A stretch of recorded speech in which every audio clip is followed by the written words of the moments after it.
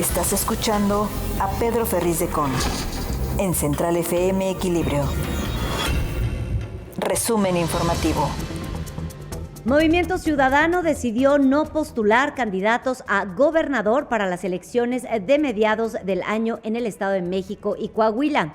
El senador Juan Cepeda, quien se perfilaba como candidato natural para contender en el Estado de México, explicó que se tomó esta decisión con el fin de evitar que el movimiento naranja entre al lodazal en el que se convertirá la elección.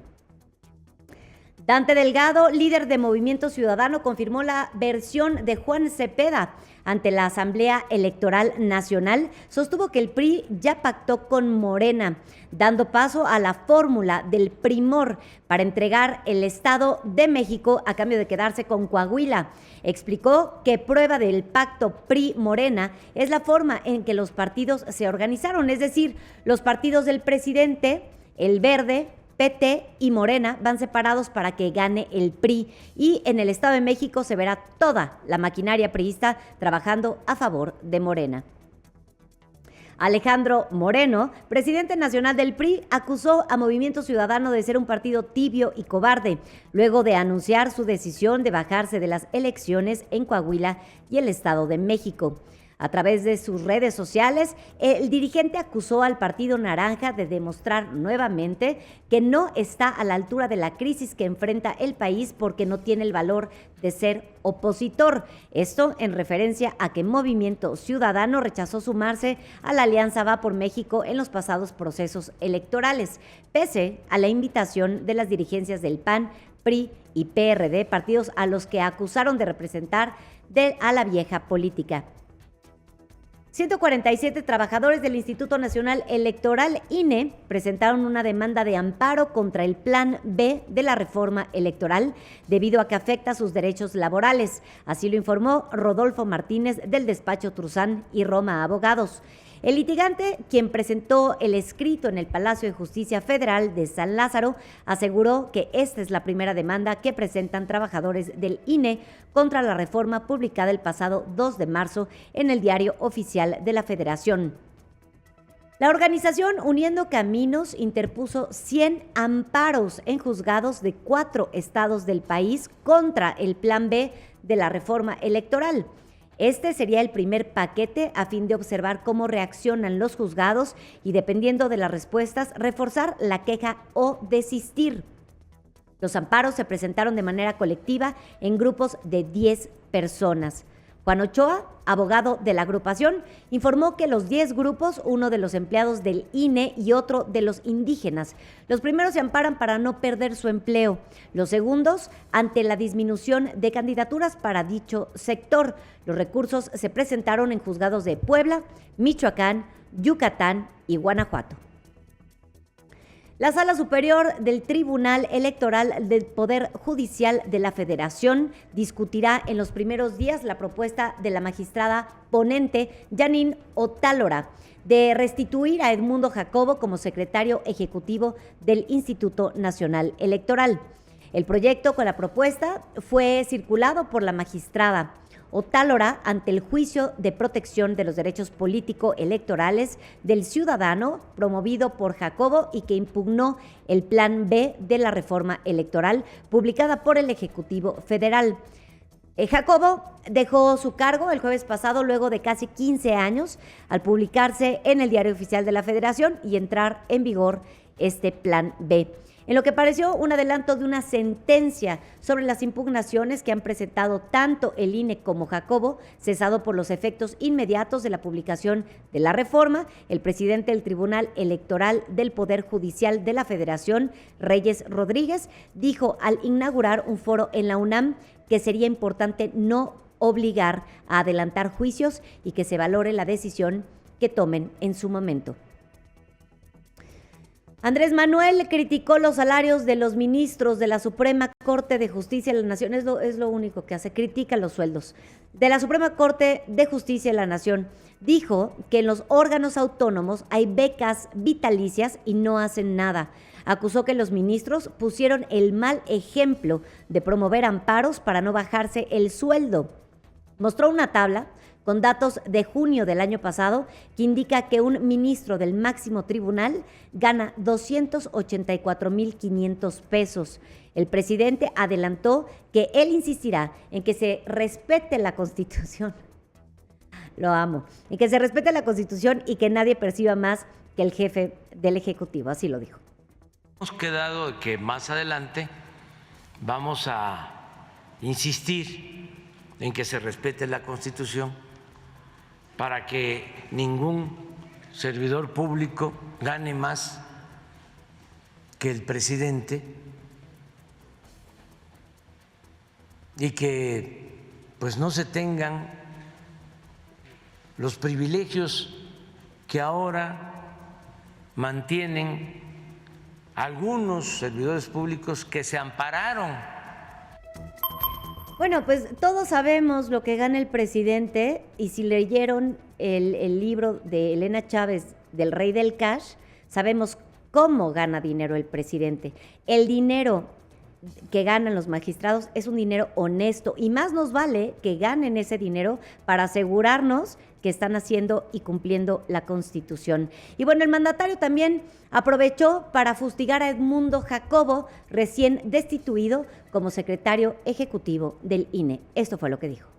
Es como el que estaba en el INE, estuvo 30 años y luego 14. Sí, no se quería ir y hasta lloraban por él, o sea, puro cuento. Se llama Edmundo Jacobo, señor presidente, y el que no se quiere ir creo que es otro. Por su parte, Denise Dresser, politóloga y académica, presentó una demanda de amparo en contra de Andrés Manuel López Obrador y sus agresiones verbales desde la mañanera. Y dice así: decidí llevar al presidente y a su mañanera a tribunales, ampararme y litigar contra algo que se ha vuelto un ejercicio de difamación, agresión y una forma con la cual se coarta la libertad de expresión de sus críticos y de sus múltiples periodistas y ciudadanos. Así lo explicó. Precisó que la gota que derramó el vaso fue una conferencia de febrero que data del 2022, en donde López Obrador la acusó de encabezar una campaña en su contra y de aparecer en cables secretos de la Embajada de los Estados Unidos.